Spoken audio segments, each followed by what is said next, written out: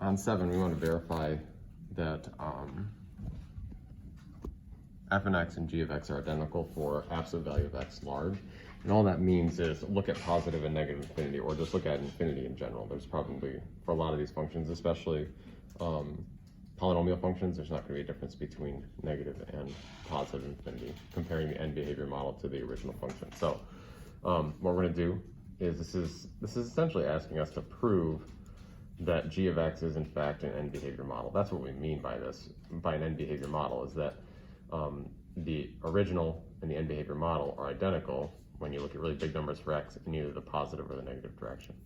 So we'll look at the limit as x approaches infinity of f over g, which is negative 3x to the 6th minus x cubed plus 8x squared minus x plus 4, all divided by 3x to the 6th, negative 3x to the 6th. Okay, and then we're gonna do some algebra and hope everything comes out nice. So we've got the limit as x approaches infinity, and this will be 1. I'm gonna do some simplifying all in one step here. So this will be 1, and then it'll be negative over negative, which will be positive. Let's see, so we'll have x cubed over x to the 6th, so it'll be positive 1 over 3x cubed.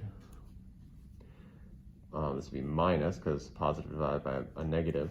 So, and then it'll be 8 over, let's see, it'd be 3x to the 4th. Minus, then we have plus, actually, because it'd be minus over a minus. X over x to the 6th will just end up being 1 over 3x to the 5th. Plus, actually minus, sorry, minus 4 over 3x to the 6th. Okay.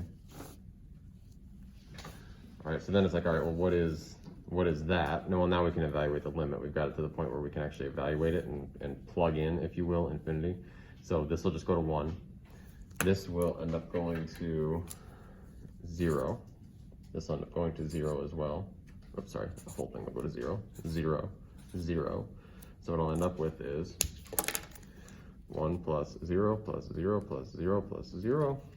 And that's just 1. Okay, so that's what I've done. I verified that they are identical for absolute value of x large.